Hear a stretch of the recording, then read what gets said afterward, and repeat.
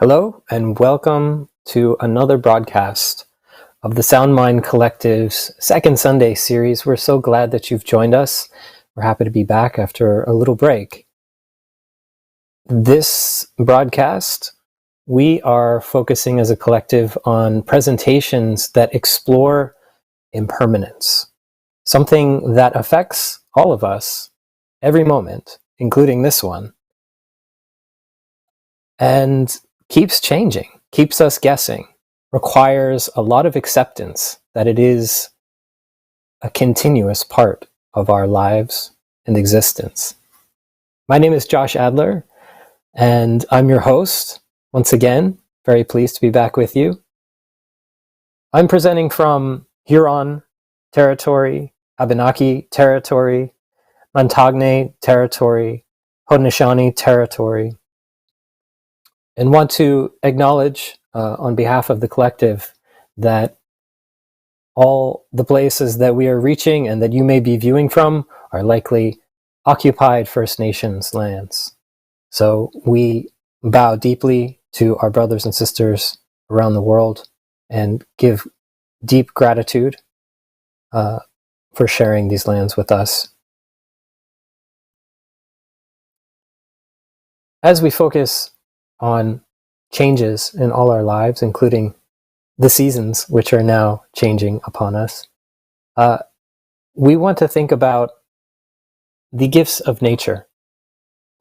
For instance, this cup of green tea, which has traveled not only from the stove to my cup, thanks to gratitude of a partner, but also has traveled through time and space, has changed its shape in oh so many ways, and in fact is an expression of the basic elements of land, nutrients, water, air, and even fire, as it received the heat in order to infuse the water and become a lovely sip.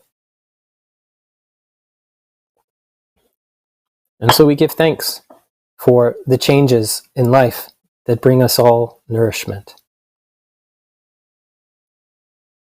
Another aspect of impermanence are our teachers and their lessons, and how when we encounter lessons from different people, we become part of their lives.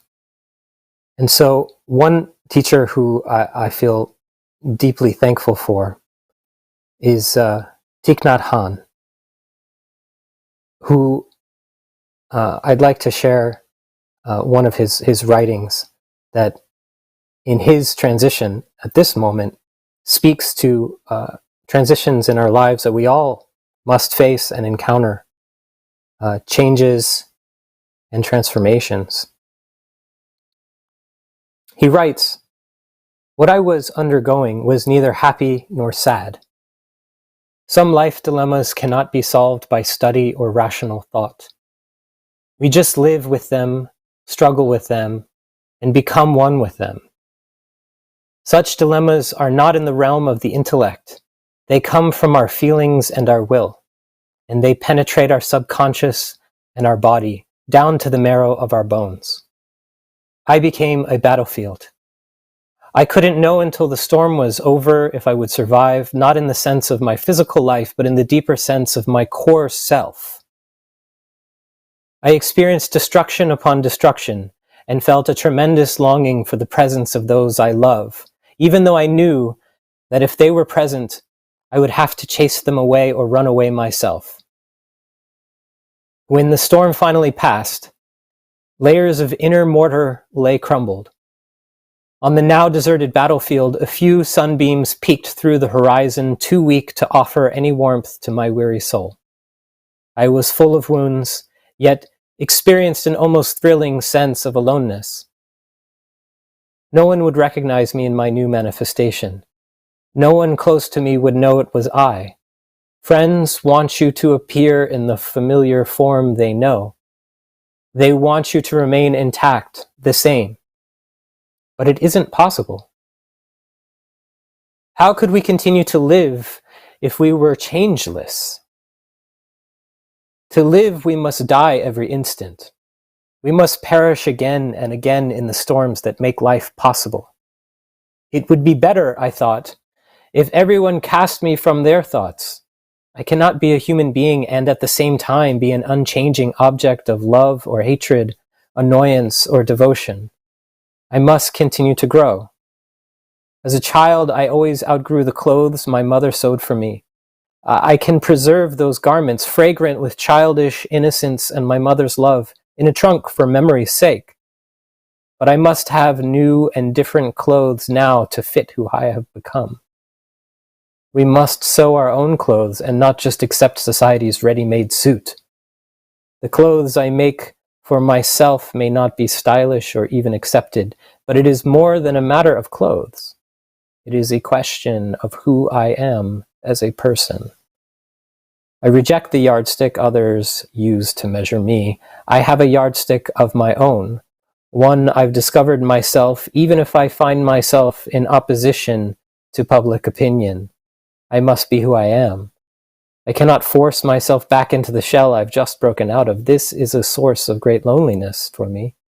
Perhaps I could persuade my dearest friends to accompany me on my voyage through space, but it might be dizzying for them and might even incite feelings of hatred or resentment. Would they force me to return to Earth, back to the illusory plane of old hopes, desires, and values, all in the name of friendship? What good would that be for any of us? That is why I want to burn down the huts of my friends. I want to burn down the huts where my friends dwell. I want to incite chaos to help them break through the shells that confine them. I want to smash the chains that bind them and topple the gods that restrain them. For us to grow, petty amusements or even sorrows must not dominate us. A free person neither adheres to nor violates life's rules. The most glorious moment in life is to witness a friend's return. Not exactly return, but an infinitely exquisite moment when he emerges from the chaos caused by the annihilation of his last refuge. There he is, liberated from the hard shells of 1,000 lifetimes, standing nobly in the brilliant light cast by her burning refuge. In that moment, she will lose everything, but in the same moment, she possesses everything. Beginning at that moment, we are truly present for each other.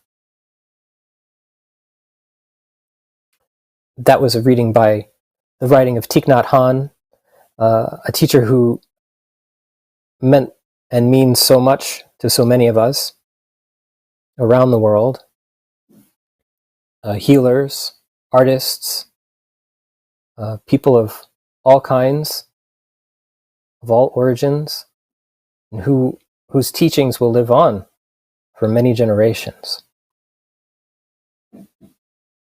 Which offers another interesting reflection of how what we create continues even in the wake of our dissolution.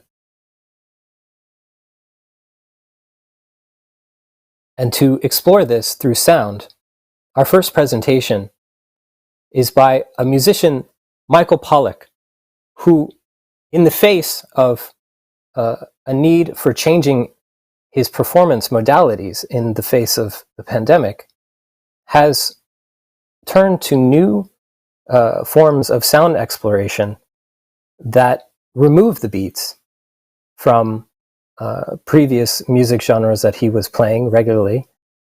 And now he's exploring something completely different in his post-COVID life.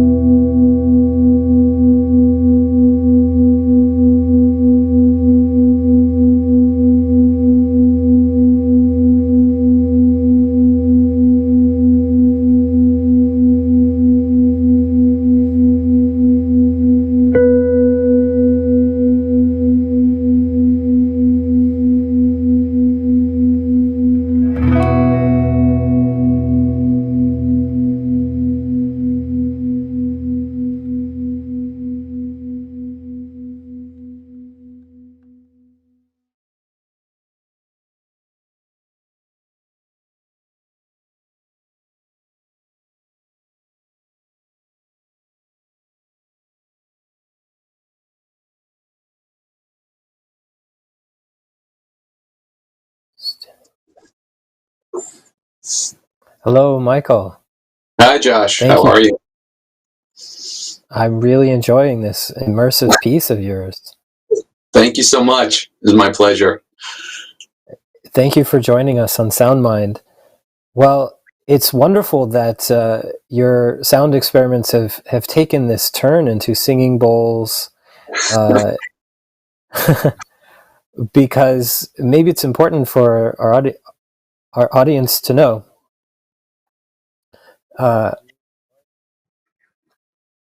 It's important for our audiences to know that in a recent lifetime, you were a gig musician and a busker, but now you've been reborn into this world of sound. Uh, what has led you there, and how are you Yeah, finding your way through it? yeah. So my musical past is pretty eclectic and diverse. So I used to play at a local area bar right near me pre-COVID, and we play a bunch of cover songs. And even now that we do a little bit on the street as well post-COVID. But when things kind of closed down, rather than playing these songs that have a substantial beat to them, I play everything from Charlie Parker, believe it or not, to Metallica to the Grateful Dead, because I think all music has its purpose and its place. And as I play these different genres of music, I would notice, what is this music doing to me at different points in time, and what is it also doing to the people that are listening if I'm playing it well? Because music is, to quote Nietzsche, it's kind of like a Dionysian experience. It's what can bring you out. What can bring a collective together. It's what can get a room in the same vibe. And as COVID happened, there was not that ability to share music with others. And so I began to think about some of the scales that I really liked in some different forms of music. And I really got interested in Indian classical music and Arabic classical music, particularly Munir Bashir. And I got interested in some of these scales. And I had been to Morocco, and I saw Nawa players playing the sitar and different things. And so I began exploring that. And when COVID came, as I was listening to the drones that happen in Indian classical and Arabic classical music, I thought to myself, why not use a singing bowl as a drone? Take a very deep singing bowl and explore the resonance on that singing bowl. What is it? What's that primal tonal color? Where is it? So specifically for this piece that I put together, given that the theme was impermanence for this, I figured I would take an old Gregorian chant, which I believe was called the Deus Aria, which in Latin times, in medieval times, they played it. It was like the Grim Reaper was coming. And so that tune, the melodic tune, comes from that Gregorian chant. And then I wanted to take a couple chord structures on top of it and sort of just explore that almost in a meditative way.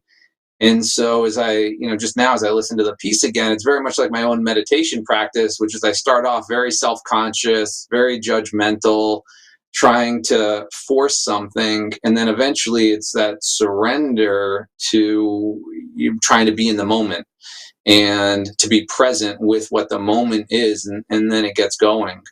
So really what it is it's a loose structure in and around that Gregorian chant, in following the tonal colors, and then kind of a meditative experience for me to see what works in terms of that experience of time dilation, or really being present. Can you speak to how the overtones, the tonal colors, uh, either impact your improvisation or provide you some kind of pathway through the sound that you're creating, the composition?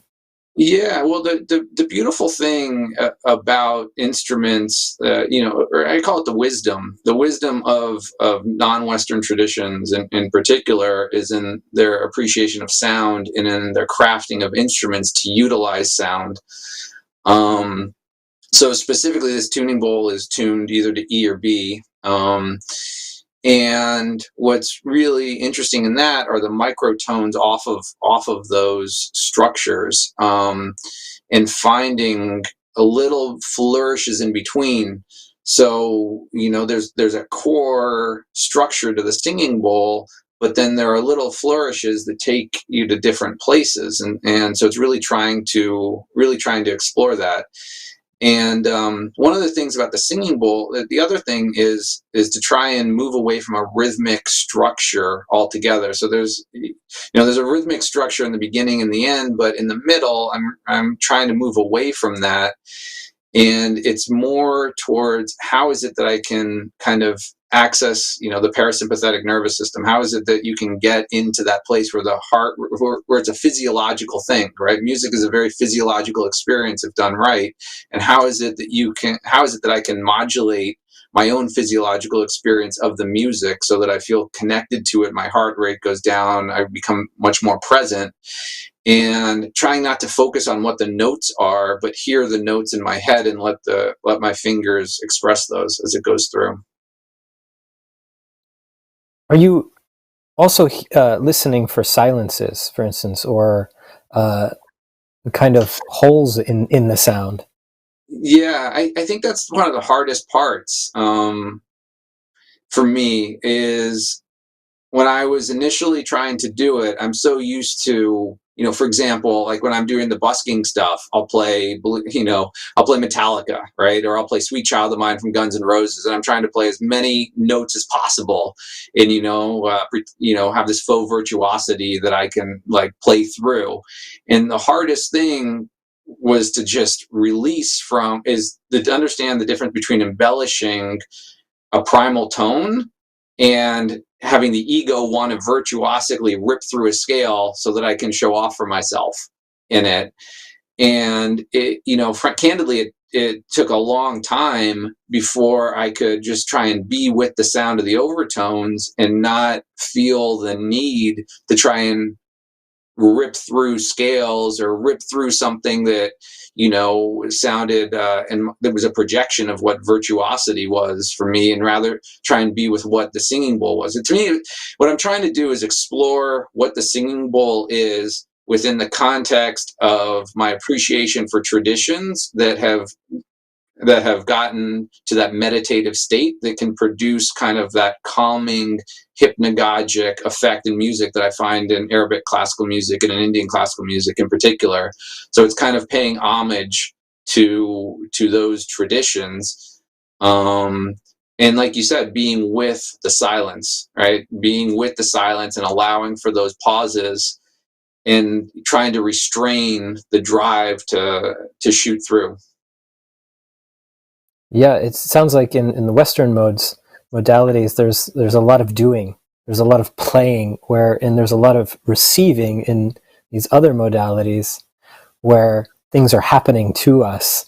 We're letting the sound be received instead. So it sounds like a powerful kind of shift to explore.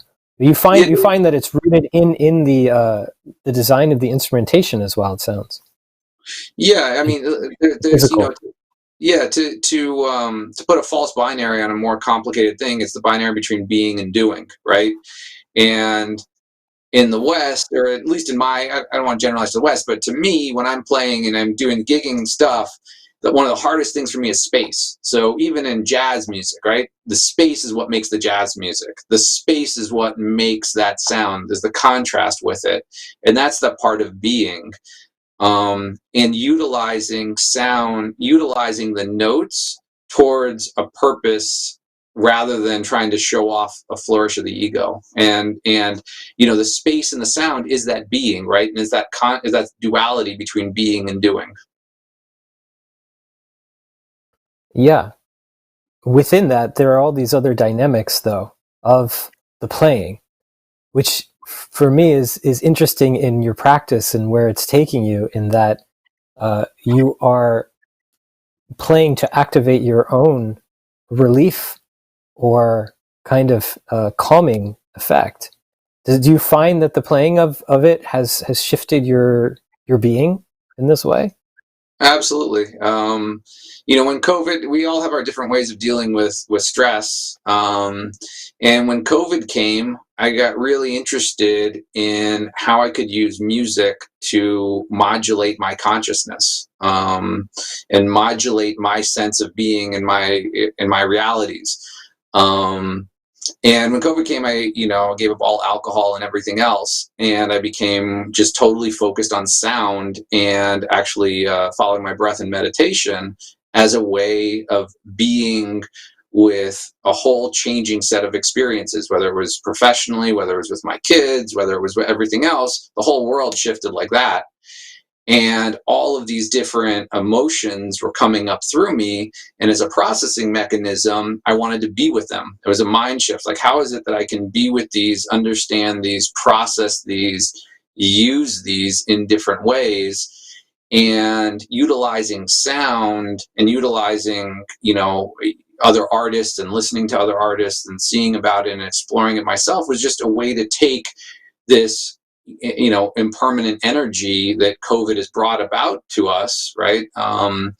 And try and transmute it into some greater understanding of these various different things, and ultimately greater agency. And how is it that I can, simple things like going to sleep, utilizing sound as a means to come down to go to sleep. So it was really just an exploration of other wisdom and other other cultures and how they've utilized sound and that sound technology to enhance their lives and increase their potential. Yes, you've got me wondering about the aspects of sound that also involve uh, instability and decay, as well as the arising aspects, which you're talking about, kind of embodying and abiding by. So, Yeah. how do you deal or discover the aspects of walking away or being away from sound, or engaging with everyday sounds rather than musical creative sounds? That's a great question. In terms of these instruments, what's amazing about them is if you look at the resonance of them, they're beautiful intervals of sound. That's why they're there. But they also decay and they go away, right? It's the beauty of life and the harmony of life combined with the decay of it over time, Mm. which is what makes them so powerful. And I think the challenge for all of us, or maybe for me in particular, is how are you present with everything, whether you're with a singing bowl or a guitar or not, like just walking down the street, right? Because at the end of the day, consciousness is the present is a mysterious, mystical experience that if we can be present with it each and every moment, it has its own mystery to it. And these instruments help elicit that feeling inside of us, help train us in a certain way, help explore us that way. But ultimately, it's that experience of being present with this amazing gift that we have, which is life right now, to be present with life. And so for me to play with these instruments, to understand that, to go through a modulating, sensory experiences kind of helps me be more present and less in mental loops. Like when I start the piece initially, I'm like, all right, in my head, I want to get this. Here are the chords that I want. Here's the structure that I want, and I'm thinking. It's like, all right, now let's get into this. And then I try and lose myself in it, and ultimately, in that, I did. And that's very much like the archetype of the daily existence, I think. Mhm. Absolutely. So, in a way, it sounds like your sound explorations are tuning yourself so that you emerge more present, more available, more aware, more Yeah, sensitive, more receptive. exactly right. I mean, our time on this planet is finite, but our enjoyment of each and every moment's not. Right, so it really is about, and the last thing that we want to be doing is stuck in repetitive mental loops, right? We can create a mental loop, and there's so much stimulation out there, particularly if you look at technology, you look at the election. Everyone is trying to grab our attention, and they're trying to grab our attention, and they're trying to throw us into a mental loop, which is serving someone else's economic means along the way. And how is it that we stay present with this beautiful, mysterious thing that we call life and consciousness that we get to experience and not be locked into somebody else's loop? And, playing these instruments and being with these instruments helps in that daily practice, whether it's being present with my wife, being present with my children, being present with friends, being present with you right now, and really having agency and control over consciousness and this little bit of time that we've got. Yes, so sound is a very powerful technology for stepping through that, stepping out of the loops. Well, thank you so much, Michael, for speaking. Thanks for joining us. We've got more loops to dive into now on Sound Mind. So we'll look forward to having you with us again, Michael. Thank you so much. I appreciate you guys playing it. Thank you so much, Josh.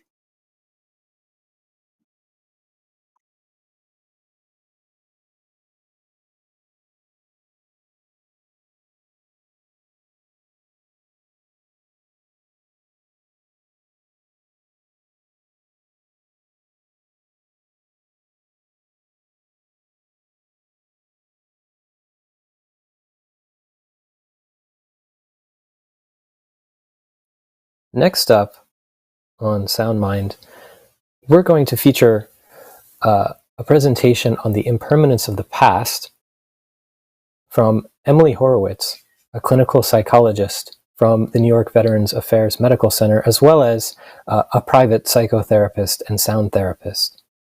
She is also a co-investigator / study therapist for the MAPS Phase 3 clinical trial of MDMA-supported psychotherapy for the treatment of PTSD and works a lot with veterans, is doing excellent work.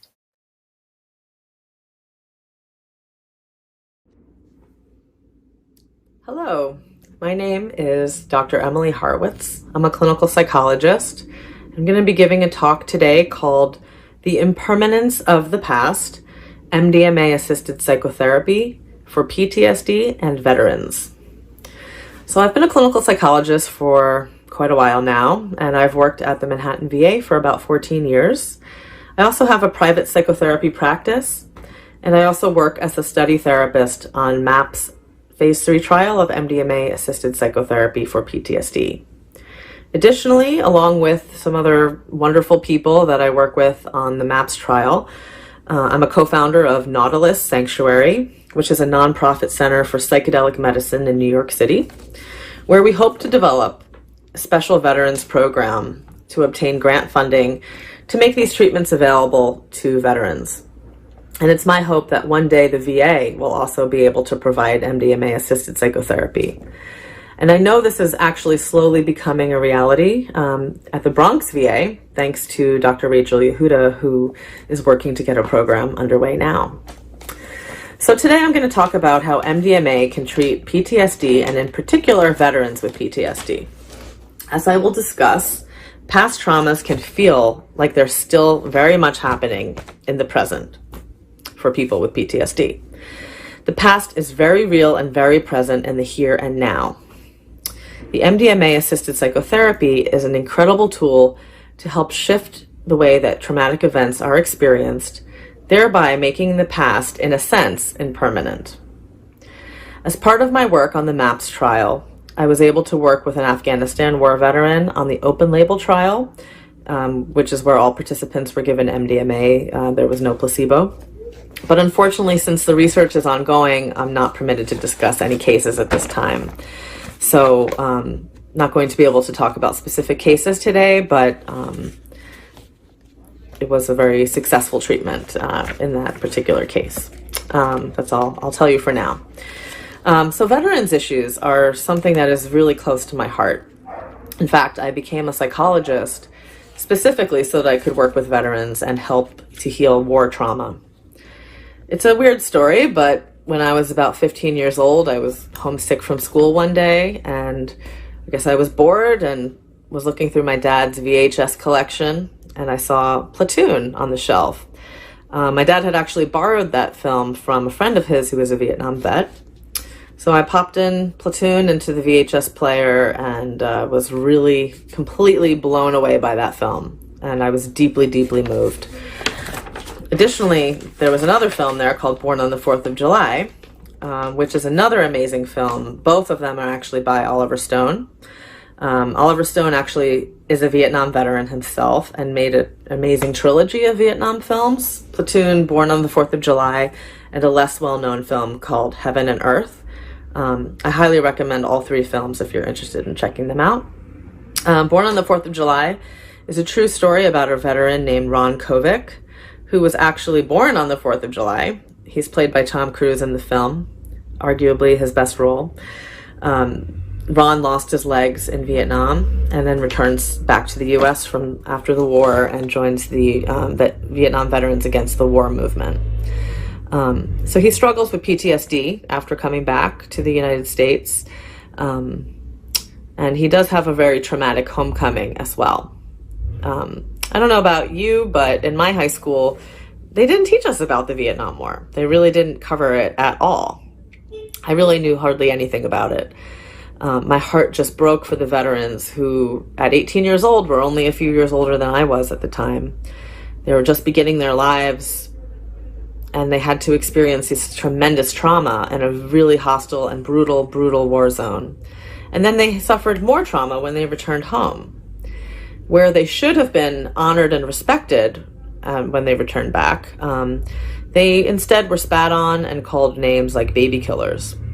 One Vietnam veteran that I know told me that the returning home trauma was actually worse than the combat trauma because he felt so betrayed by the people he was fighting for. This really upset me. And from that moment on, I became a little bit obsessed with the Vietnam War and decided to dedicate my life to helping heal war trauma. So here I am, working at the VA for 14 years. I'm still there. So as a teen, I would actually hang out at my local VFW. Yeah, it was weird. I would love to listen to their war stories and to get to know them. And I also helped to raise some money for the New Jersey Vietnam Veterans Memorial. I would stand outside my local supermarket with a can of coins, collecting coins. And I was also, really just obsessed with that whole era of history. The 60s counterculture hippie movement, just incredible ideas, music, art, and of course, psychedelics. I always felt like I was born too late, but I guess in retrospect, I was actually born right on time, because now these powerful tools are actually enjoying a scientific renaissance, which is very exciting. So what is PTSD, post-traumatic stress disorder? Well, it's a mental health disorder that affects about 8 million Americans per year.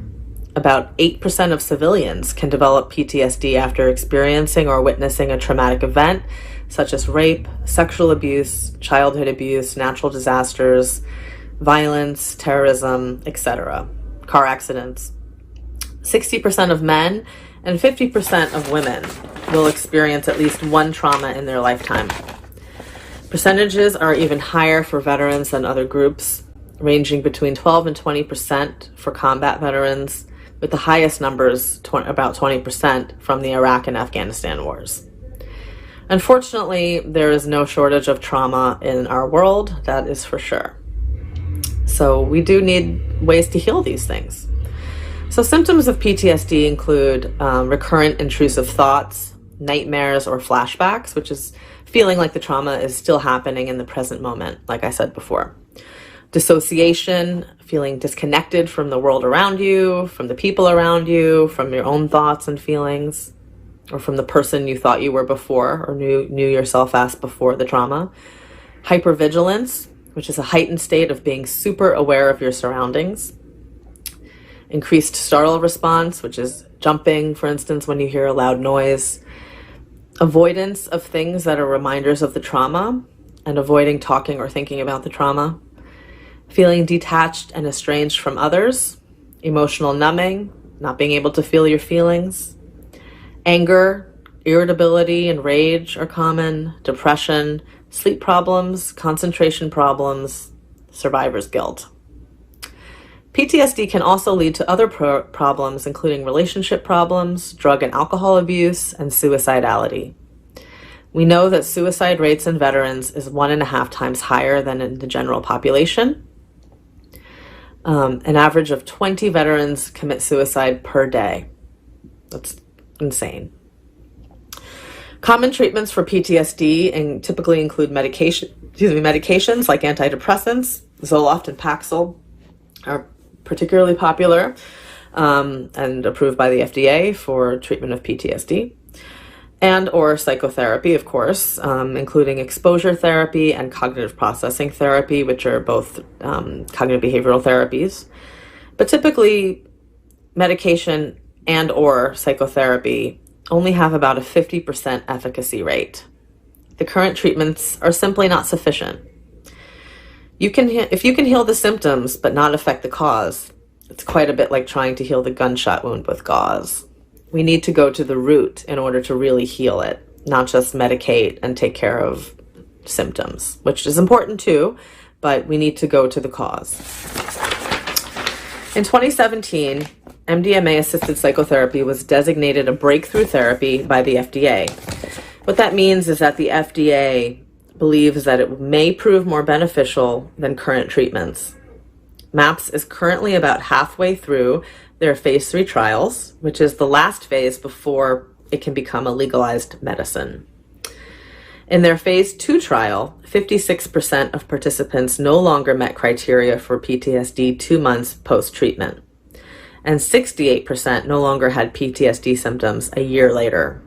These numbers are significantly higher than other PTSD treatments. So what is MDMA? MDMA stands for methylene dioxymethamphetamine. It's also known as ecstasy or Molly, and it was first synthesized in 1912 by a German chemist, Anton Kolich, to be used as a blood clotting agent. And it was studied in the 50s by the US military and synthesized again in the 1960s by chemist Sasha Shulgin, who was credited with introducing it to therapists in the 1970s. Therapists began using it as a therapeutic tool in the 70s and 80s, especially for couples therapy. Underground therapists have continued to use it since then. But in the 80s, unfortunately, MDMA became a popular rave or party drug, and it became outlawed in the United States in 1985 after being classified a Schedule I substance, which means that it has a high potential for abuse and no real medicinal value. Of course, that is now being shown otherwise, so hopefully one day it will be reclassified. We are now in a psychedelic renaissance. It's been, MDMA is being researched again, along with other psychedelics like psilocybin, ayahuasca, LSD, and others, and is showing really great promise. MDMA releases serotonin and other neurotransmitters into the brain and can increase compassion and empathy, enhance communication, trust, openness, and introspection. It helps reduce psychological defenses, fear of emotional pain, hyperarousal, anxiety, fear, and avoidance. It therefore seems to be an incredible psychotherapy tool as it helps put people in a state of emotional safety, which then allows them to feel safe enough to start to process and deal with their traumatic memories without feeling overwhelmed. One of my mentors introduced me to the work of an Irish psychiatrist who's now in his 90s, I think. His name is Dr. Ivor Brown. I recommend checking out his work if you're interested. But he believes that trauma is a, quote, inexperienced experience. What that means is that when a person experiences something traumatic, it's not fully experienced at the time of the trauma. We know that a lot of people will say that they dissociate during a traumatic event. Like if a rape victim may say, I could see myself from above, they leave their body. So this is something that happens to survive a trauma. People aren't able to fully be in it because it's overwhelming. A lot happens in the brain as well, and in the nervous system when there's a trauma. Of course, there's the fight or flight that kicks in, various stress hormones kick in. All these things are designed to help a human survive a stressful event. And combat in particular is extremely traumatic. Soldiers are unable to process their traumas because they need to maintain a hardness and a certain level of detachment in order to continue surviving in an intense and dangerous war zone. Also, the culture of the military still unfortunately sees mental health issues as a weakness. It values toughness, hardness, and considers those a badge of honor, and even encouraged. So it makes it particularly hard for veterans, especially while they're still in a war zone or in a combat zone, to deal with their trauma. And even afterwards when they return home, because there's so much stigma, unfortunately. Because of these innate survival mechanisms, memories of traumatic events can often be fragmented, suppressed, and otherwise not fully experienced in the psyche. Because they are not fully experienced, the traumatic experience becomes frozen in the present, and it feels as if it's still happening now in the present moment.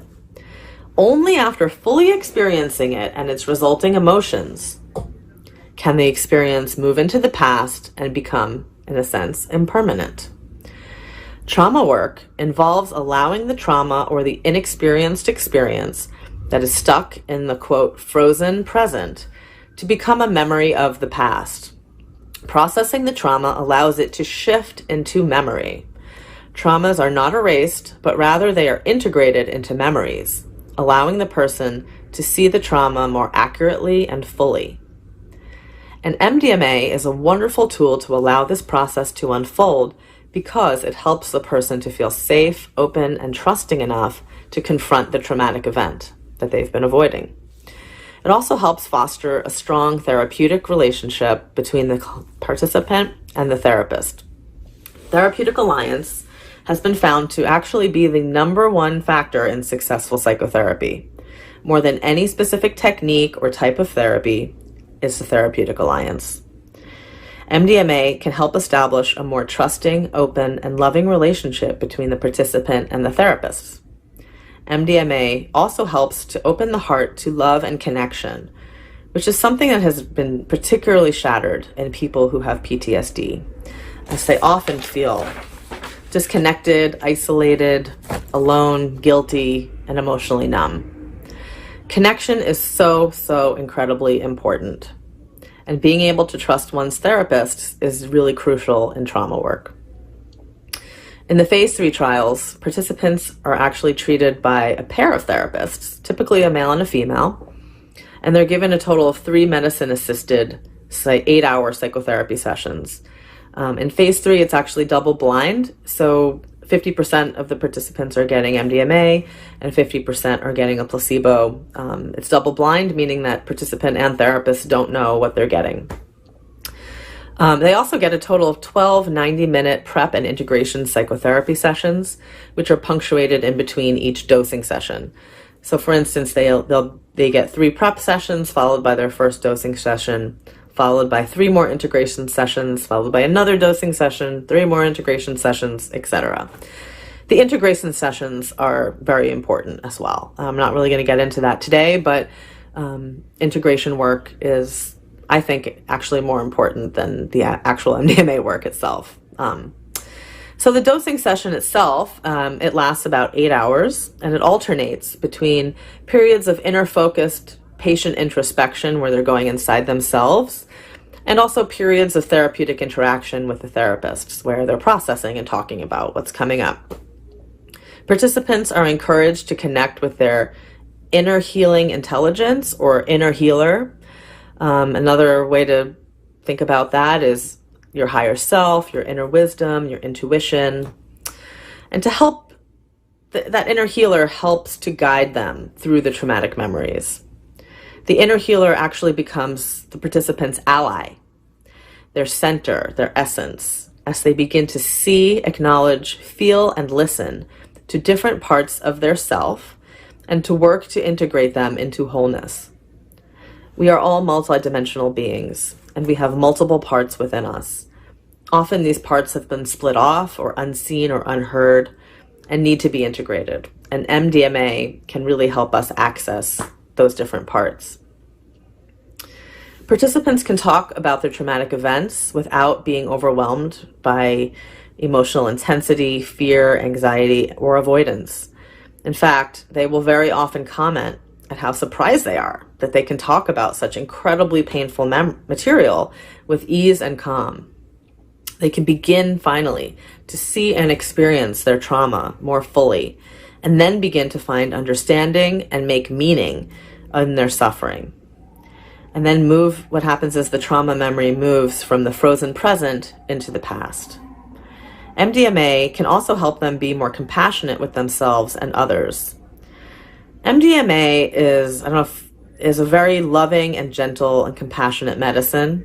I believe it actually teaches us and shows us how to be more gentle, compassionate, and loving with ourselves and with others,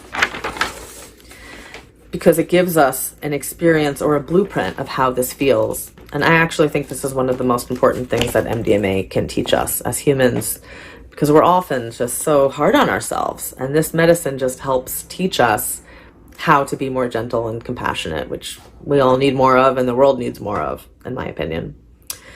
So as I mentioned before, rates of PTSD following war trauma and combat are typically higher than rates of PTSD from other types of trauma. War trauma is particularly challenging to heal in our Western society. Soldiers take on the extremely difficult and complex work of serving and protecting the nation, our community, and its ideals by engaging in combat and other dangerous work in military service.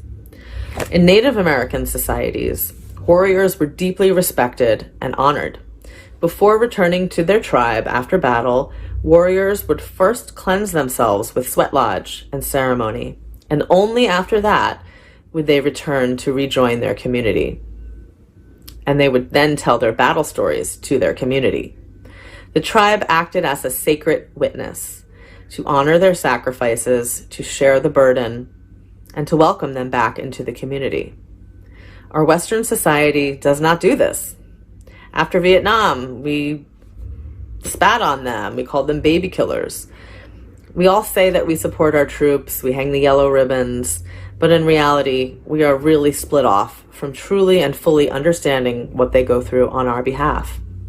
Telling one's story to a sacred witness can be incredibly healing. Now in our society, therapists are the ones who are the sacred witnesses. All people who have survived trauma, and in particular veterans, need and deserve a sacred witness to hear their stories and share their burden. This seemingly simple act helps empower them and helps them process and experience their traumas more fully because they are not carrying it alone. If you're interested in learning more about this, I would highly recommend the book. It's called War and the Soul by Ed Tick, who's a psychologist. Ed and his wife began an organization that they call Soldier's Heart, which was actually the original name for PTSD back after the First World War. It was started. They called it Soldier's Heart instead of PTSD, which came actually after the Vietnam War. So Soldier's Heart, the organization, holds healing retreats for veterans and civilians where sacred witnessing is central to the healing process. I was actually really blessed to attend one of their women's retreats a few years ago, and it was a humbling and powerful experience to act as a sacred civilian witness. So I highly recommend you check them out. Well, we cannot deny that humanity is currently in a dark night of the soul. We've got the pandemic, we have wars, we have rampant abuse and corruption, we have climate emergency, and in my opinion, the most important thing that we can offer the world is to heal ourselves. While MDMA-assisted psychotherapy is certainly not a magic pill, and it's certainly not for everyone, I believe it does have a lot to offer humanity, especially in this critical time. If you're interested in how psychedelic medicines can help veterans with PTSD, I will highly recommend something else to you, which is a award-winning documentary film called From Shock to Awe. It follows 3 Iraq and Afghanistan war veterans with PTSD who are helped profoundly and movingly by ayahuasca and MDMA. I actually think this is the best film I've ever seen about PTSD and the best film I've ever seen about psychedelics. And then combined, it's just off the charts incredible, this film. It's available to be rented online.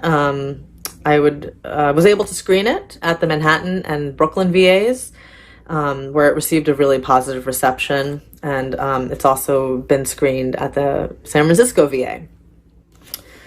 So to conclude, I would like to first salute all the brave souls, especially our warriors, our soldiers, and our veterans, who are courageous enough to do the difficult, profound, and deep work to heal themselves so that they can be free to live life more joyfully, lovingly, and freely as we all truly deserve to live.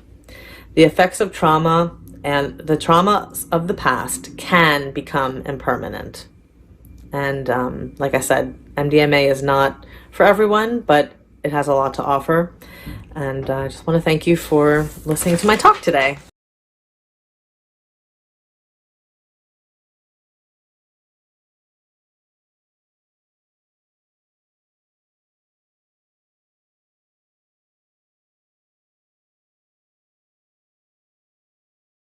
Hi, Emily. Thank you so much for your amazing work, working with people, which is pretty much everyone who is confronting the traumas that are experienced today and through generations even has compiled in our bodies, in our psyches, in our collective societies.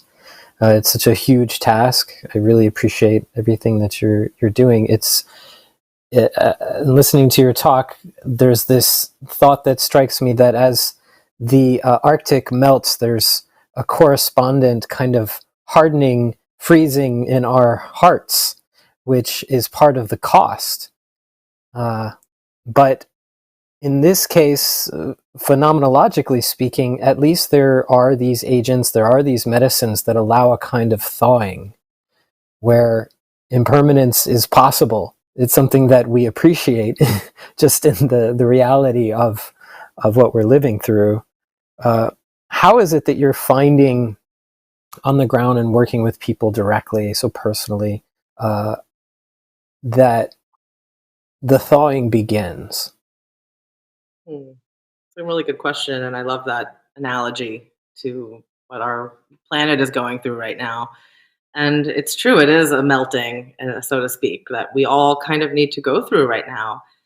I think especially our Western society, being that we're so separated from each other, the connection needs to happen, right? And I think in order to first start to melt and open the heart and begin that healing process, we need to feel connection, or at least feel safety with a connection that feels safe to explore that.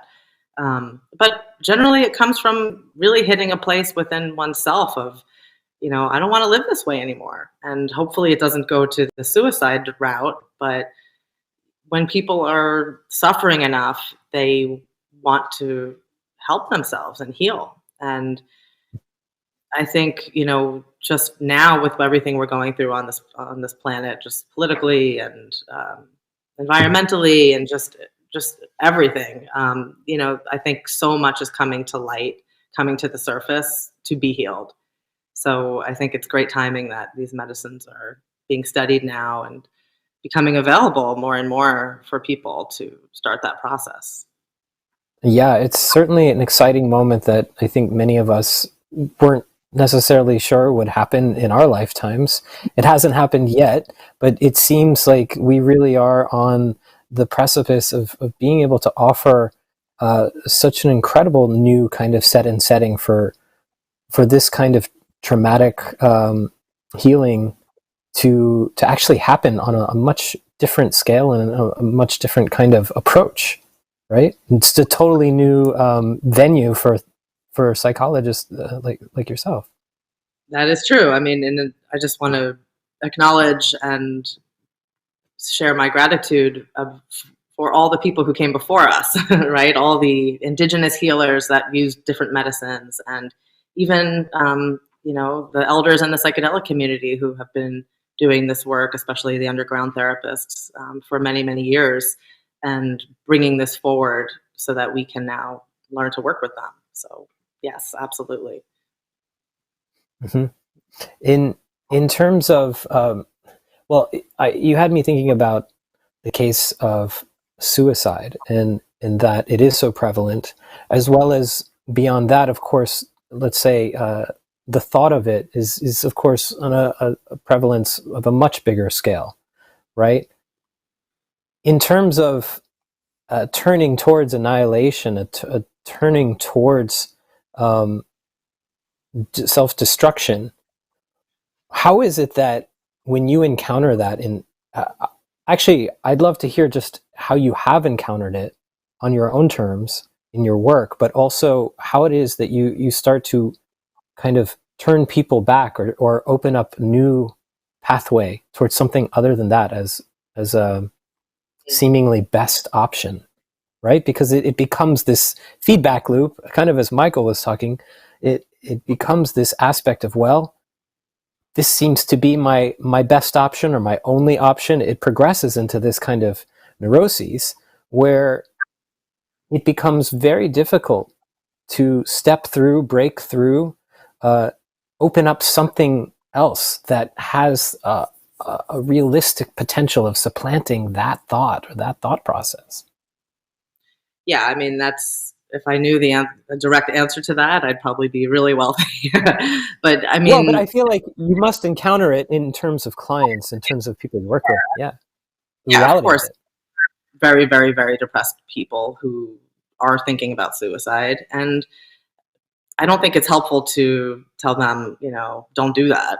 I mean, it doesn't really work. I think we need to validate where they're at and acknowledge that the pain that they're in, but then at the same time, trying to give them some sense of hope that things can and will get better. And that's tricky. That's really hard, and that's an art, I guess, within itself of sort of being the light bearer or the light holder while the other person isn't able to be in that place. But at the same time, validating and being with them through their hard times too, and through their hopelessness, because that is valid. And I think many of us have been in dark places before. And I think especially now looking around, like I keep saying, with the world and the place it's in, it's hard not to feel hopeless sometimes. So I think those states are valid. But yeah, I mean, we don't want people taking their lives and not giving themselves that opportunity to heal that or see the light or find a way to come back home to themselves. But yeah, it's a tricky balance. Yeah, it seems to me that feelings or thoughts of hopelessness are completely realistic for most of us, that there is a kind of futility to so much of our position. The immobilization of lockdown, for instance, during pandemic, inspires a kind of hopelessness in many, many cases. Personally, I've learned from meditation to be that voice of kind of acknowledgement, but then also accepting that it's happening and providing a kind of rebound thought or proposing something that takes me back to the breath, let's say, in meditation. But that the specter of thoughtlessness, that negative thoughts are not going to come through, is also unrealistic. In this case of the kind of like suicidal psyche, it's this amplification of that, though, where it seems like at least we are waking up to the reality that we do have tools to help people, that we have technology or medicine or however people in the research community are thinking and talking about psychedelics at this point, that these agents are in fact efficacious, are effective at breaking through these thought patterns that can be completely overwhelming. And as you say, lock people out of themselves because they are living in an unrealized past, or they haven't dealt with the past, they haven't come through the experience. So you're seeing that, as you're saying in the integration work, this actually brings people into the long-term benefits in a big way too. Yes? Oh, absolutely. I mean, if we could all live in the MDMA state all the time, that would be nice, but it's not realistic, right? We can't. It's a lot to take on too. It's that's true. That would be a lot to take on. But yeah, I think it's really important. What are you going to bring back from that experience into your life? A lot can happen in an MDMA session. A lot of material can be covered in an MDMA session. So it can actually take a lot of work to kind of tease apart all those downloads, all that processing, all that information. That takes work. And how are you going to bring those changes, those new ideas, so to speak, those breakthroughs into your life? That's, in my opinion, the real work. I mean, the MDMA session itself is work as well, but that's really important, the integration piece. Really, How do you help important. people find those gems and kind of apply it or take it forward? Are there particular techniques? The gems, people, when people are in their sessions with MDMA, they speak beautiful things. I mean, some amazing gems come out of them. It's like, it's such an honor to sit with people in those sessions, because it's like, wow, like I always learn stuff and feel like I could apply a lot of what they're talking about to my own life and to my other patients as well. But I usually write them down, because sometimes people can't remember everything that happens in the session. So having notes and having especially really these gems of important things that people say written down, for them to go back and look at later, I think is really important. And then in the integration sessions, those are fleshed out some more, because we're talking about them in a different state of consciousness. So, yeah. Yeah, that must be amazing to sit with different people, as well as to just see them find their way towards the confrontations of the things that they're afraid of or have been disconnected from. Mm-hmm. Yeah, and it's just amazing how, I mentioned in my talk, but it's like almost every single person will say, I can't believe that I'm talking about this right now, and I don't feel scared, or I don't feel like I need to run from it. I can just talk about it calmly, and it's one of the most horrific memories that I've ever had. It's just truly astounding. So that's just, I think, one of the best things about MDMA. Because when you're avoiding a trauma, it's not getting healed, because you're just avoiding. And I don't think people necessarily have to have a very clear memory where they relive the trauma 100%, but there's some piece of information that they need to recover in order to heal it. And it really helps people not be afraid to get information. Has this work helped you as well? Has this work changed you? Professionally speaking, you mean, or personally? I guess I mean both. I mean either or both. Yeah, as part of the MAPS training to become an MDMA therapist, I was actually given an opportunity to have an MDMA session with two therapists, two MAPS therapists. So I got to see firsthand what it's like to be on the other side of the couch, and that was also a beautiful experience for me as well. But yeah, as a therapist, it's just such an amazing tool. It just fast tracks the healing process in huge ways. And it's there's something really special about sharing that kind of space with another person. 8 hours is a long time, and that's way longer than most therapy sessions, which are less than an hour. So you're spending 8 hours, plus all the other sessions, you're really getting to share. It's basically like sharing, I feel, sacred space with another person. And it's a real privilege and an honor to be able to, like I said, be the sacred witness to people's lives and people's experiences. And it's amazing. It's very powerful. Thank you so much. And thanks for being the vanguard of this therapeutic work.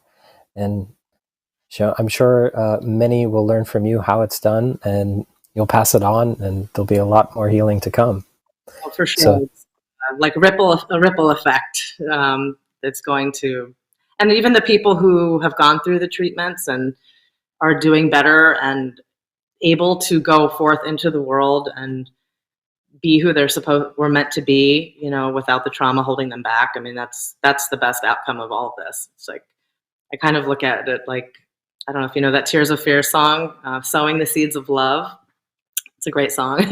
But I feel like that's kind of what we're doing. Like, we are reconnecting people to their own selves and to who they really are. And they can then go out into the world and share their gifts. And that just ripples out. And that's the best part to me of what we're doing. So, yeah. Beautiful. Well, thank you so much for talking with us today and talking with me today. We'll keep track of what you're up to, and I'm sure you'll be back. You're a member of Sound Mind Collective. Thank you, Emily. We're going to turn to another member of our collective who has been practicing meditation and yoga for over 20 years, starting in 1999, while he was working for Morgan Stanley in Japan, where he lived for a number of years. James Featherly has continued to cultivate his daily meditation yoga practices ever since, and attended retreats in Thailand, Myanmar, India, and Nepal. After leaving Morgan Stanley, James performed a temporary ordination as a Buddhist monk in Myanmar. And since then, he has been teaching meditation and currently mentors, coaches, and counsels individuals in small groups. Here's James with a meditation on impermanence.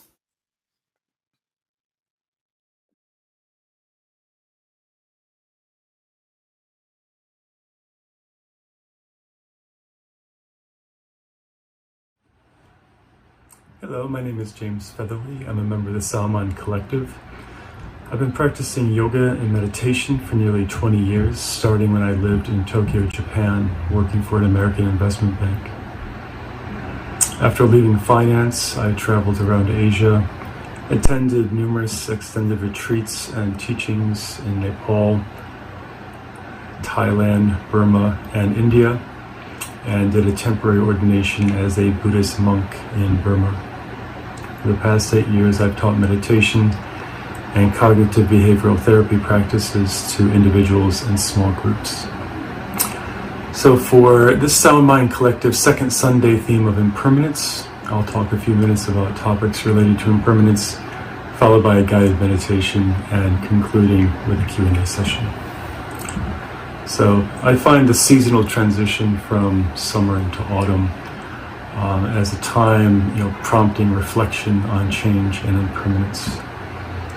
In spaces in the U.S., particularly northern U.S., other countries that have seasonal transition, the movement from warmth and comfort of summer days into the brisk, cool air of autumn is this environmental prompting to be aware and reflect on the nature of impermanence. Now, one of the foundational perspectives I would like to share really comes from a variety of wisdom traditions is that impermanence is an inherent part of the nature of reality. Awareness of impermanence is aligning our perspective with reality. Phenomena in the world around us, physical environment, our own bodies, our own cells, contents of our consciousness, state of our own energy, all of these are in a constant state of change. And to take a quote from the Buddha Dharma, all conditioned things are impermanent. When one sees this with wisdom, one turns away from suffering. And perhaps that's really the most beneficial aspect of aligning ourselves with the reality of impermanence, is that aligns us with qualities leading to fulfillment and happiness, and away from suffering and disappointment. So we can accept the basis of impermanence and tap into the shifting energy and the flow of being aligned with reality. If we fail to accept this reality, we often live in a state of fear of the unknown, the inability to trust in the flow of life, trust in ourselves, trust other people. We could be driven by anxiety, by a sense of angst, lack of clarity, frustration, anger, any number of other afflictions. When we choose to accept the reality of impermanence, This acceptance brings an openness to the fluidity and the flow of energy in life. Acceptance also brings a sense of ease, of not being rigid in our thoughts, not being closed in our emotions, opening us up to trust in life, to trust each other, the ability to connect with each other. And in this time of COVID-19, awareness of and acceptance of impermanence can also bring a sense of hope, knowing that the challenges we face at this particular time are also impermanent.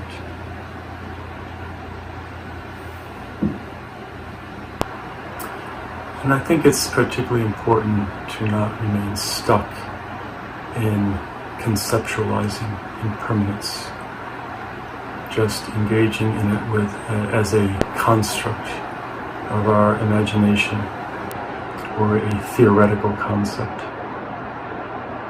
But the importance of aligning experientially and accepting the reality of impermanence. And to that point, we'll engage in a practice of meditation to help facilitate that. So what I'd ask that you find a comfortable seating position, either seated cross-legged on a meditation cushion, seated in a chair, whatever posture feels comfortable and stable for you. If you're seated in a chair, if possible, try to align your back so it's straight but not rigid.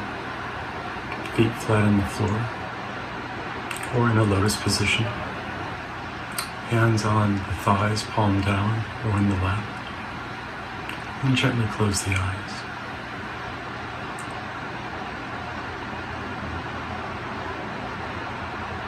And allow yourself a quick body scan from the top of the head all the way to the tips of the toes. And just observe any points of discomfort, any points that you're holding stress or tension. And make any adjustments to your posture so you can be comfortable and stable for the meditation. I'll bring your Tibetan sound bowl 3 times to start and finish the meditation.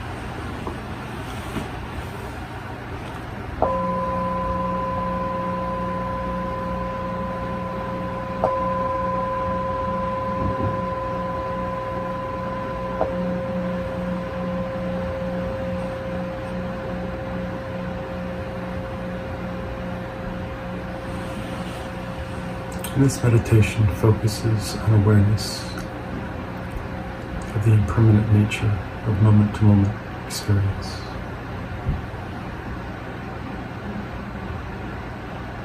So please anchor in present moment in the body by connecting to the breath,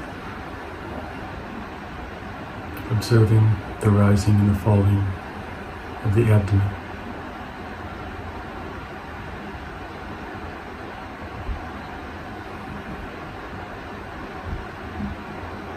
Observe the whole sequence of a simple breath.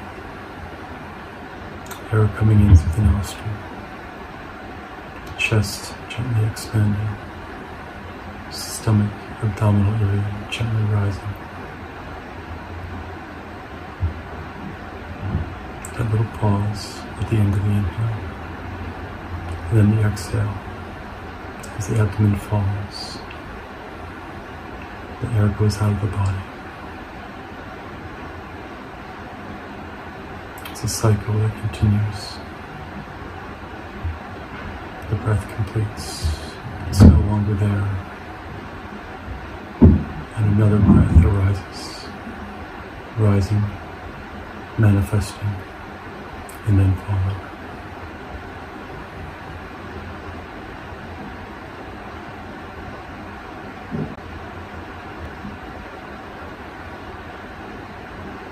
And using the breath as an anchor,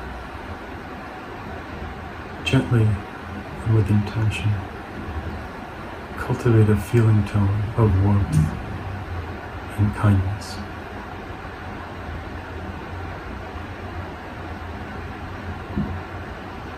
Allow that the warmth to radiate throughout the body.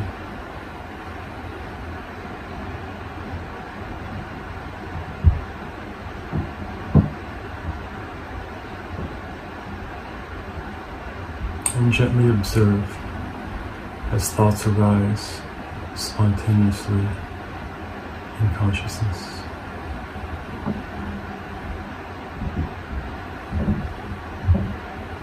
Observe and accept without judgment.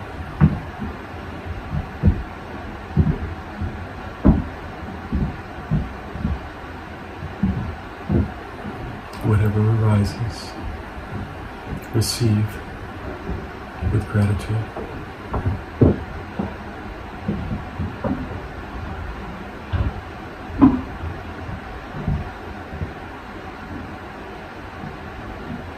Allow the arising thought to simply be.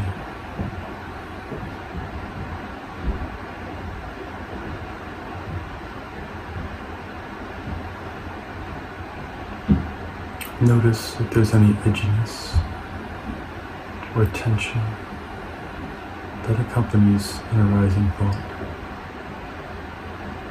and allow yourself to open to it, receive it, and simply be with it for a moment.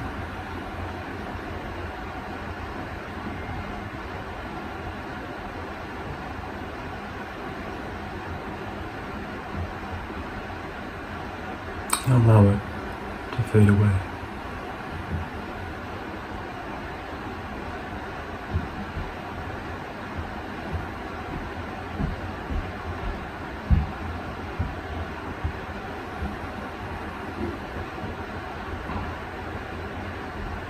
If you start going along with the narrative of a thought, just gently return to the breath as an anchor.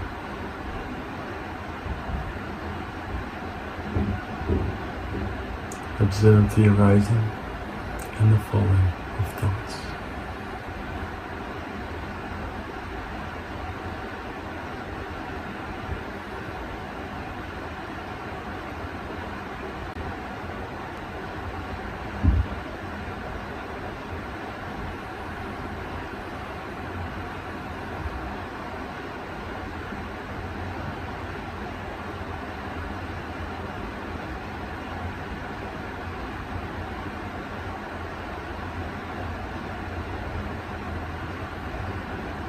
If a feeling of control arises, you want to control the thoughts, or control your responses to the thoughts. Just gently allow yourself to receive without controlling your experience. Rest in the sense of openness, non-judgment, receptivity.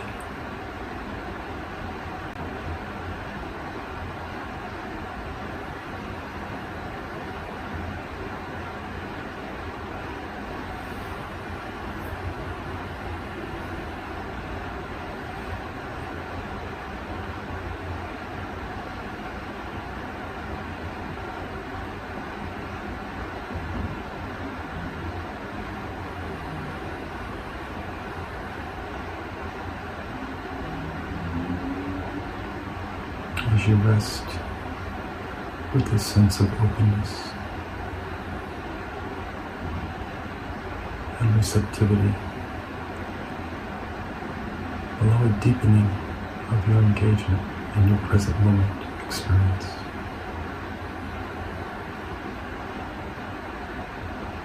In this practice, in this moment, there is nothing to fear, no need to control.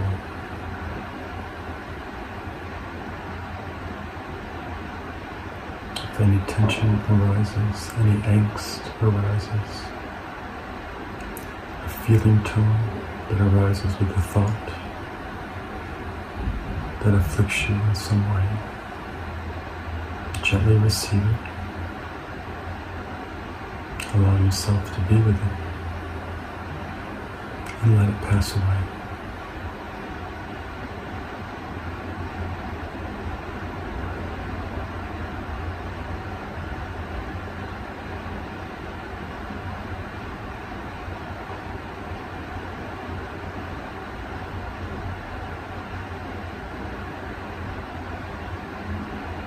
If a challenging emotion arises, gently meet it with courage and a sense of receptivity, and let it pass away.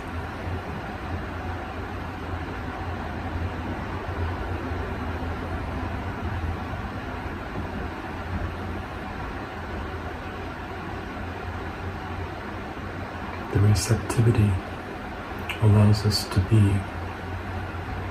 in a way that denial does not.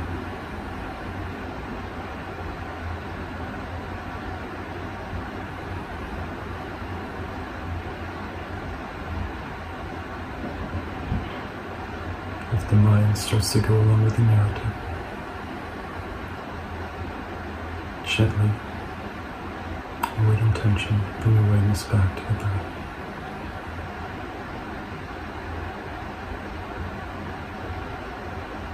Continue with the openness, allowing thoughts to spontaneously arise.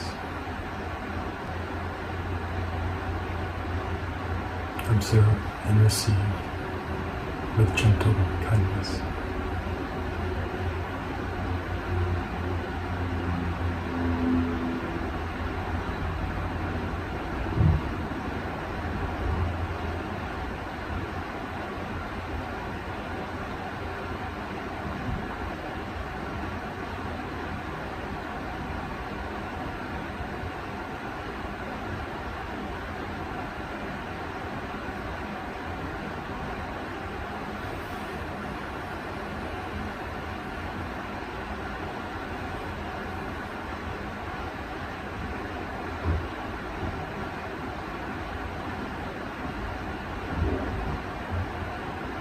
Notice, observe,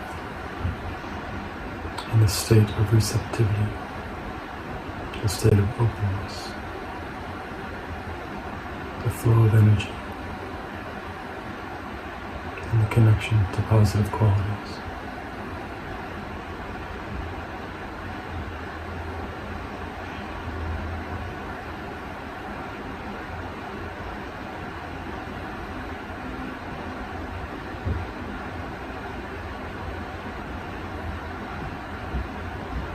Experience the freedom of surrendering to present moment experience without the need to control it.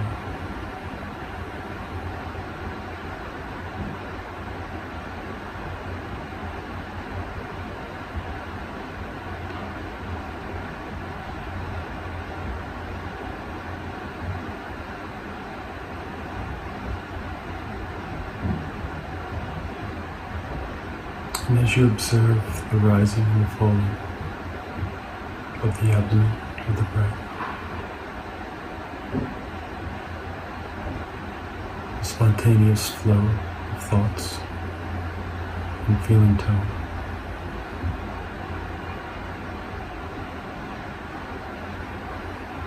observe in this moment there is nothing to worry about. There is nothing to fear. There is nothing to be anxious about.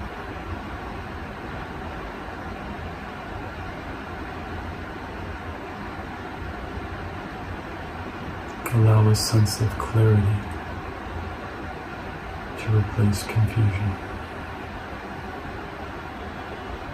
Allow a sense of courage to replace doubt.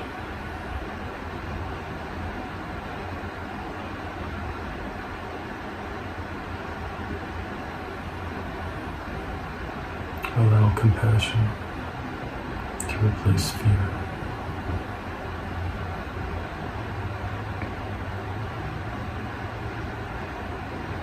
Allow loving kindness to replace loneliness.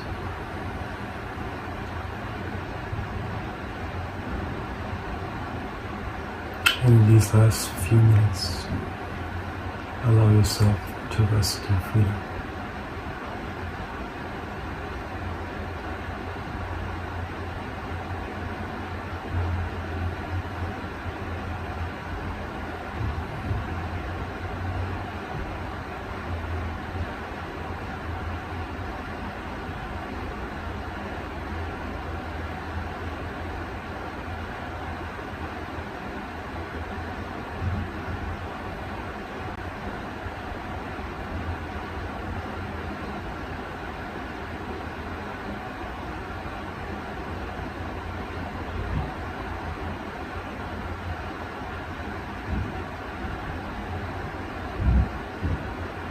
And slowly, gently,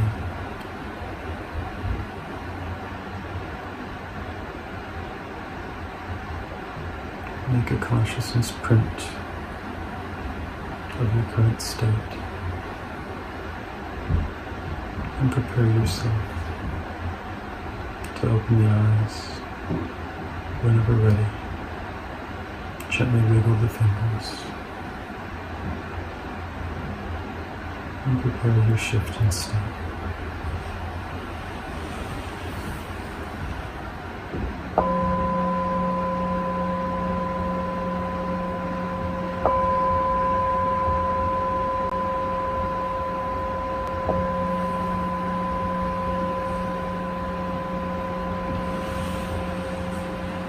Allow yourself some moments to reacclimate, and we'll start the Q&A session in a few moments.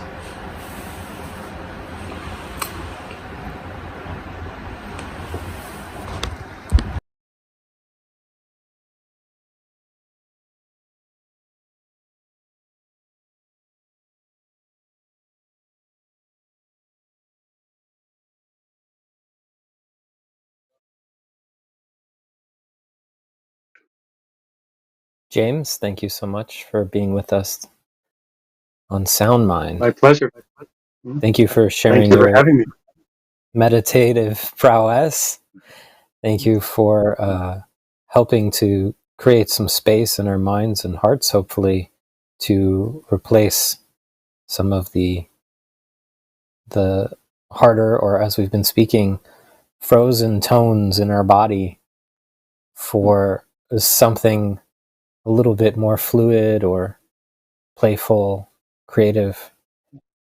Where is it that you are noticing clarity in your own practice? Where is it that you're finding new spaces? Where is it that you're feeling creative after so many years of being devoted to these practices? Excellent question. I think it changes over time, and one of the aspects of aligning oneself with the true nature of reality is that it gives a sense of trust. I think a trust in ourselves and our own intuition and our own nature, particularly when that trust is cultivated through certain practices, and those practices cultivate certain qualities. One way that I've evolved practices over time is to really look at what are the states of consciousness, what are the states of energy that these practices are trying to cultivate, and what are the qualities are they trying to cultivate. And really over time doing the check-ins to assess, if I'm trying to cultivate a particular quality, for example, a sense of openness, what are the markers? How am I assessing whether I'm actually making so-called progress in that particular space? Even though there's somewhat of a paradox that progress is not the goal. It's following the path and trusting that things are going to strengthen and certain things are going to open up. But I think that the sense of openness, when you can create a spaciousness in consciousness and energy, the spaciousness will slowly become filled with certain things. And if we attune ourselves to looking for the signaling of how they manifest, then we can become richer and fuller in that space. Mm-hmm.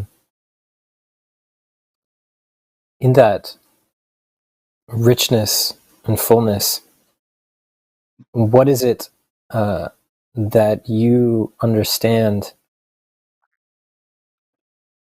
is coming to life, is being born out of these qualities, out of these characteristics, perhaps, that is actually timeless, is beyond progress, let's say? What is it that you feel like you're coming home to in yourself? My own true nature. And I think before I discovered some teachings and some practices that opened me up to this possibility, I didn't even know that this was possible. And again, if you don't have a method, and you don't even have the idea that freedom is possible, freedom from suffering. If you're stuck in certain types of afflictions, anxiety, stress, tension, distrust, that there's a possibility to go beyond these states and cultivate their opposites. And that's really what participate. That's why I participate in these practices, and that's why I try to cultivate them effectively, is to find a state of freedom. Mm-hmm.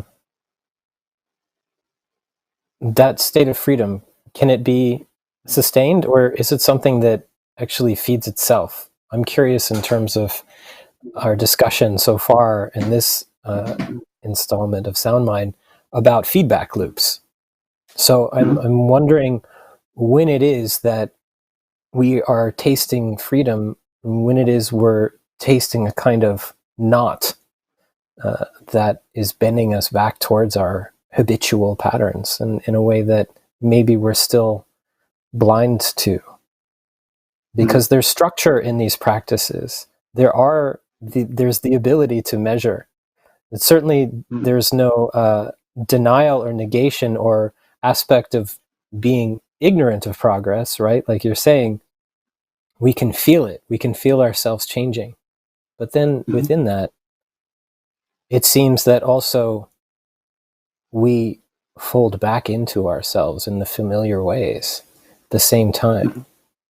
It's almost like the changing of the seasons, as you were speaking to at the beginning, that we come around. the blossom. There's that saying. I think it's Young who says, "Life is the blossom which passeth," but the blossom also emerges again. Do you feel like that's happening in this life, or is it something again and again, or is it something that is compounding, is maybe something that won't happen until the next time we incarnate, perhaps?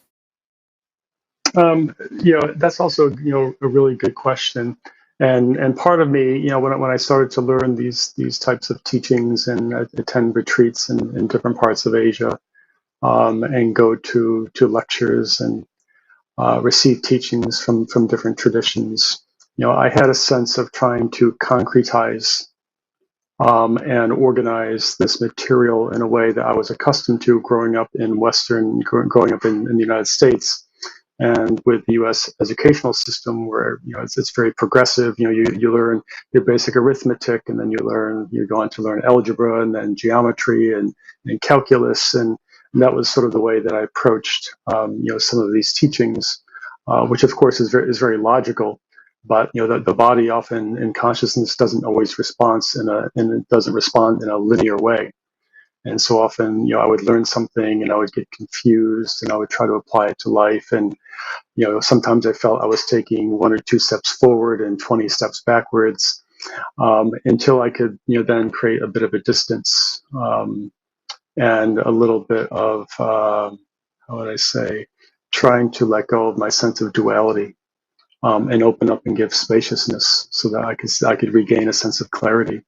So just because we can find a sense of clarity at one point in time, it doesn't mean that we're always going to sustain that level of clarity. Things can happen in life, challenges can happen, death of loved ones, very challenging situations like we're living in right now with COVID-19, that can rock you in ways that you perhaps didn't anticipate. And sometimes your confidence and your faith in what you've been practicing and what you believe in can be challenged. And it takes a process of sometimes reevaluation. How do I incorporate all these new and challenging things that are happening, and how does that affect my existential view? Does sound have a role to play in your existential view? Sound absolutely does have a role to play, and I think part of the a couple of aspects of sound. I started to I was initiated when I was in Nepal. And then, continued learning and exploring with different members of the ResonantMind Collective, and leveraging the aspect of vibration. Often when we talk about sound, I kind of relate to that experientially as relating to vibration, different levels and cadence of vibration. And, there, at different points of energy, sometimes I feel I need that aspect of sound to help ground me, to help sustain awareness over a sense of time. That's something that I'm struggling with at that point of time, and to leverage different vibrations to create a certain state of consciousness. So, for example, Joss Peck, and Eliza lead wonderful sound meditations, and over the last several years, there have been a number of times when I've attended their meditations for a very specific purpose. I might have felt a little bit jolted in something in life, a little bit anxious, and I needed that aspect of sound and vibration to help ground me and reacclimate, almost like my body needed this reacclimation into a sense of stillness and peace that their particular orchestration provided. And so that was a very specific reason for listening to sound, for that ability to help it soothe and to help it calm. Mm-hmm. Within those experiences, how do you find that sound, the vibration, physically is feeling for you? Because maybe there are people watching or listening who haven't encountered that use of sound in that kind of setting. Mm-hmm. Maybe people haven't been to a sound bath before, for instance. Mm-hmm. So maybe you can talk about the physicality of sound in that context. Sure. When I attend something like a sound meditation, a sound experience, so to speak, one part for me was learning how to listen with the entire body and being open and receptive with the entire body, as opposed to focusing on the reception, in the ears. So opening up the sense that I can feel it, from the tips of my toes and the soles of my feet, particularly in my midsection, my solar plexus, and opening up the heart space to receive that vibration, in the heart center. And part of that was developing a skill and an aptitude for really listening with the entire body, and again, not just with my ears. And that would take me into a dimension where it's not just, I'm not intellectualizing the experience, and in some respects I'm not even really thinking about the experience. I'm just trying to be with the experience and let the vibration work its magic on my human cells. Yeah, absolutely. It does feel like the cells kind of reorganize themselves according to the encounter with the sound, the vibrations. I'm wondering too, certainly that skill that you've developed in terms of listening, it must play out in unexpected ways in your everyday listening environment, let's say. Are you finding that you're able to connect with sounds that you wouldn't have noticed before? Certainly. It makes me more receptive, more attuned to the experience of listening, and also realizing the effect that a sound or vibration has on me. So for example, in the morning, when I wake up, sometimes I will either listen to a sequence of harmonic overtones in a recording, or sometimes I'll simply play my own Tibetan music bowls, as a way of connecting to that vibration and helping leverage that, letting that vibration, so it has help me come alive in the morning, so to speak, and vitalize me. And then there are other times that I want to listen to a different vibration before I go to sleep as a way of calming me, relaxing the body, and helping me prepare for that transition into sleep state. You bring up a fascinating question for me, which I don't know the answer to, but in terms of impermanence, when we're listening, we become part of what we're listening to. We become what we give our attention to. So what happens? Where do we go when we're speaking, when we're not listening?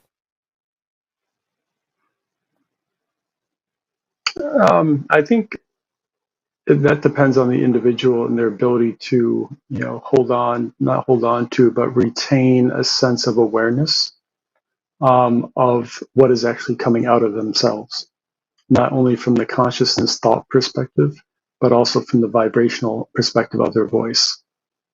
And in addition to that, the awareness, what's happening in your own consciousness is holding some spaciousness between yourself and the other person or other people to have a receptivity to what effect is my voice and the content of my voice having on that person.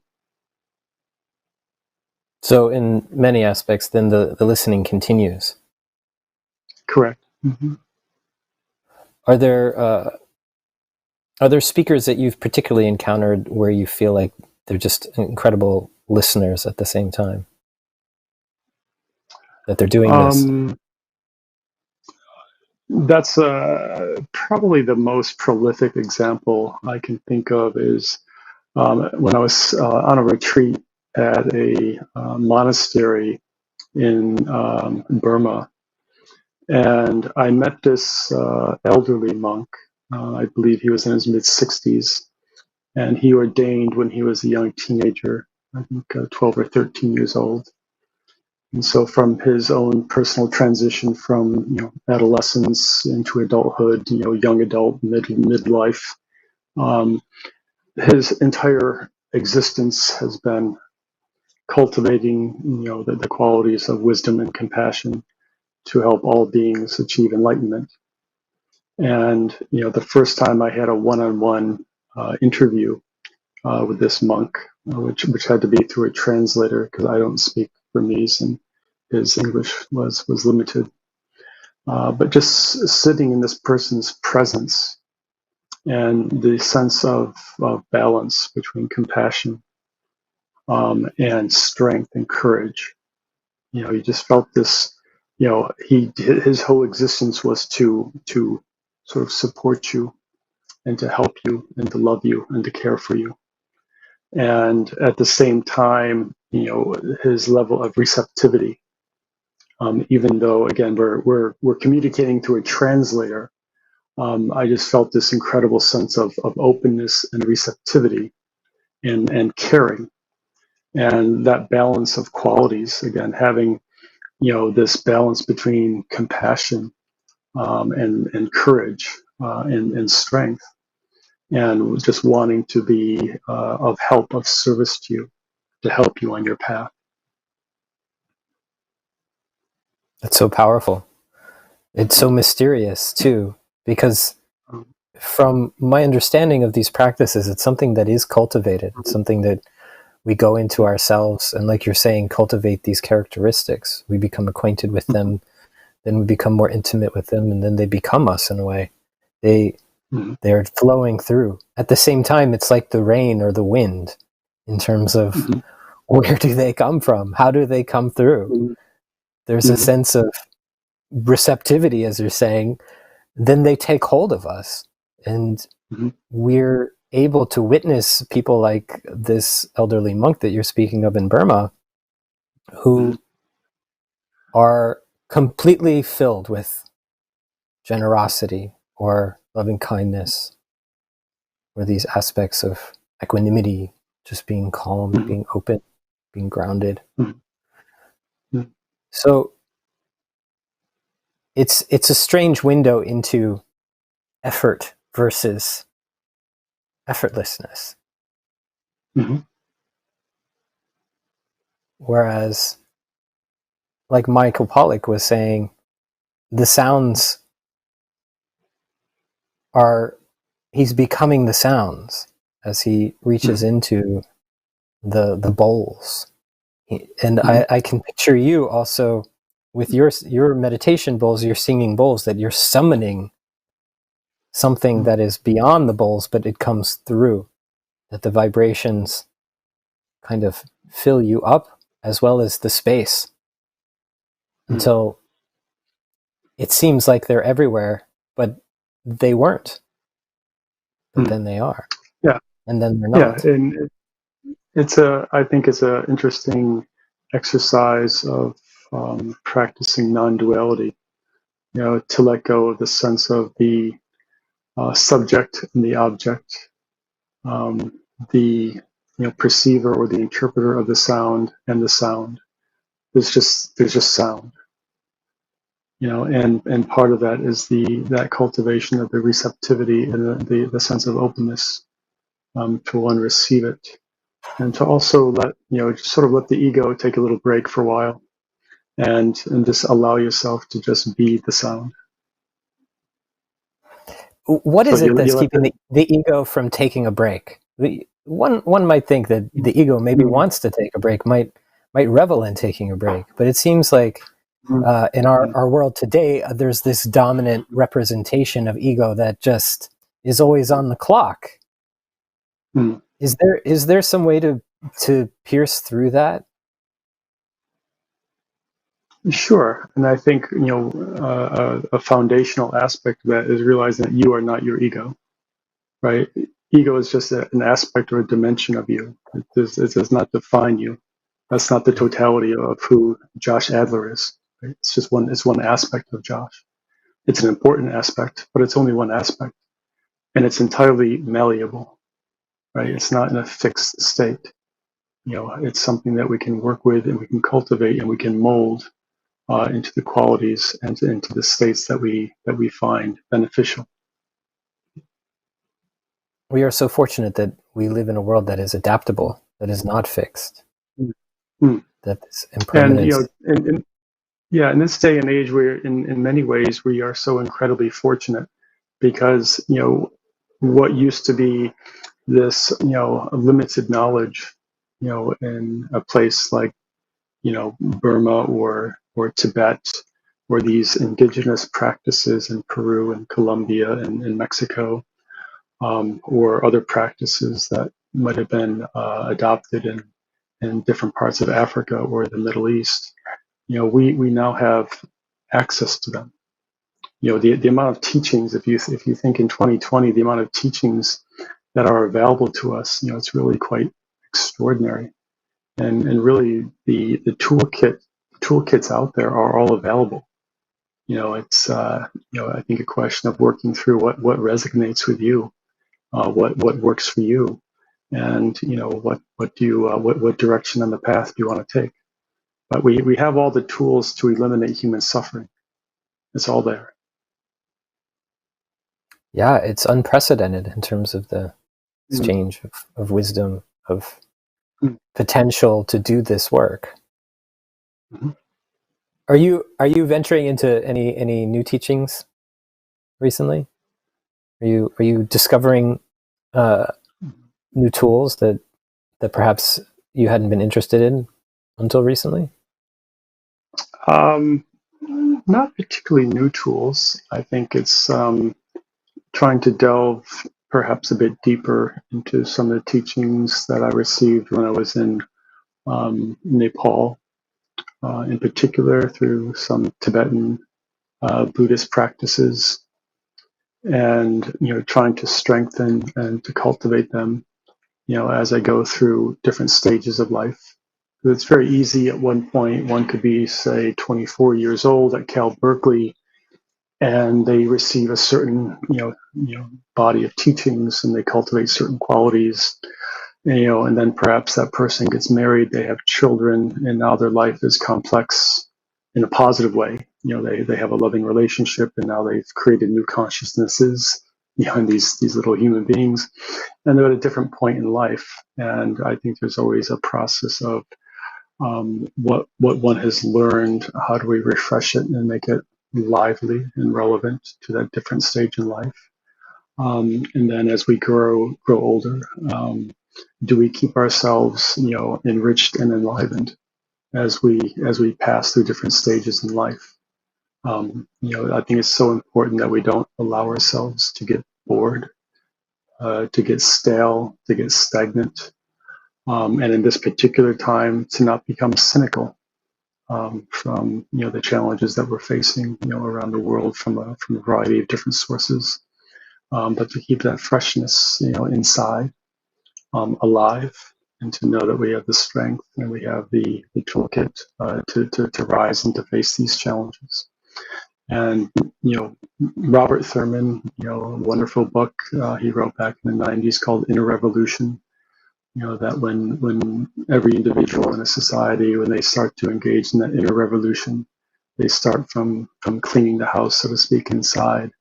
And then they share that with family, and then they share that with community, and then the entire society is transformed by the individual being transformed. And that potential is always available, and it's always there. And the question is, are we going to step up and take that path to help cultivate that inner revolution, and then hence revolutionize society? May it be so.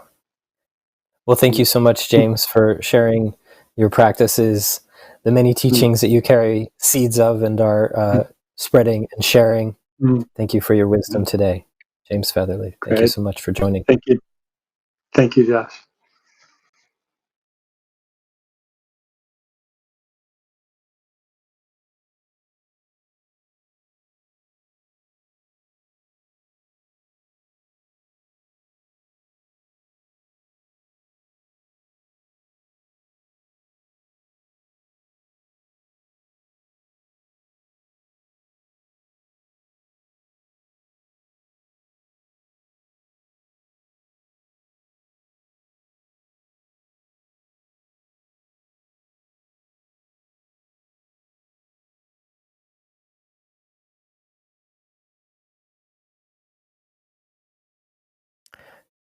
Thanks again to James Featherly for the enlightening meditation and discussion around impermanence. Before we move on, I want to share an exciting new event that is coming up starting next Saturday, next weekend. It's presented by the newly formed McKenna Academy, good friends of the Sound Mind Collective. And in fact, there's some overlap in our membership. But they are producing their first public event and fundraising initiative next weekend. It's called the Symbiosis Symposium, and the theme is Ripples of Change. The Symbiosis Symposium will be a platform for global voices addressing the ecological and human crisis on our planet, something that certainly affects all of us. There will be discussions featuring Starhawk, Dennis McKenna, and many others about equity and social repair within food sovereignty, sustainable systems. There'll be discussion of social and ecological permacultural practices, something that I'm very excited to hear more about. Perspectives on whole systems thinking, from the personal to the global scale, everything between, as well as a focus on inspiration from the Amazon. So for more information on that, just look at the McKenna Academy or look for Symbiosis Symposium. Next up for us, I'm pleased to present David Shimish, who, upon completing his military service in one of the IDF's top elite units, David then moved to New York City, where he quickly became immersed in an exploration of altered states of consciousness, a natural first step. His quest for a deeper understanding of the true nature of reality led him to both study and experiment with various practices, allowing him to have first-hand experiences of non-dual states. Through synthesizing his knowledge and gained personal insight, David collected, adapted, and integrated an array of modalities which combined invites his clients and students to approach self-inquiry, meditation, and trauma release in a safe and supportive setting. Within this paradigm, David co-founded the Womb Center in Brooklyn, New York's first multi-sensory yoga and meditation studio based primarily on the therapeutic and psychedelic properties of sound vibration. So, here is ResonantMind Collective member David Shamish with a deep listening practice with Himalayan singing bowls.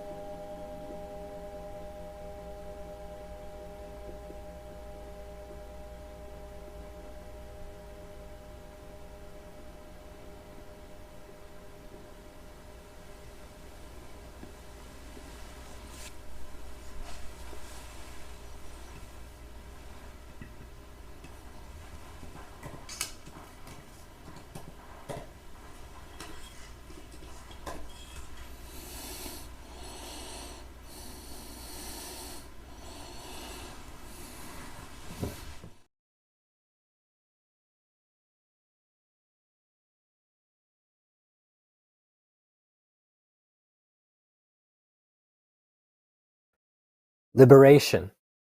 It starts with a belch of gratitude that spreads across the mouth, along the upper lip. Perspiration succumbs to dryness of thought. An old familiar pressure builds in the left nostril, then the right.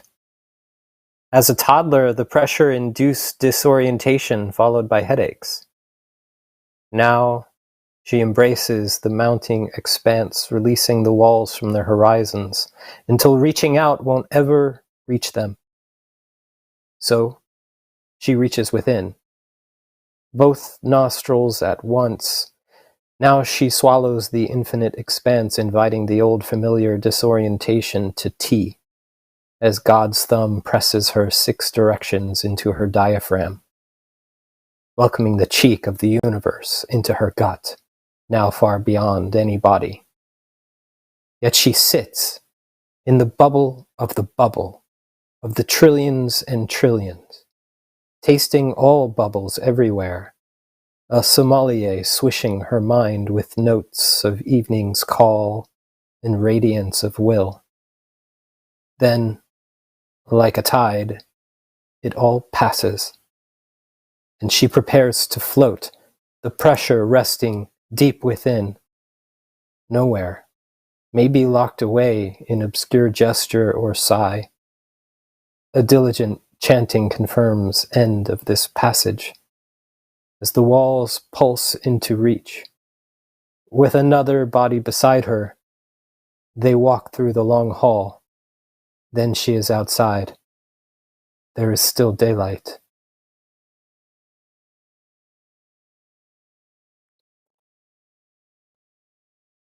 Thank you so much for joining us for another installation of Sound Mind's Second Sunday series. We've been discussing many aspects of sound and impermanence this week, and my thanks to all our guests, Michael, Emily, David, James. We certainly hope that you'll join us November 22nd when we're back with another broadcast live for you. Until then, take care.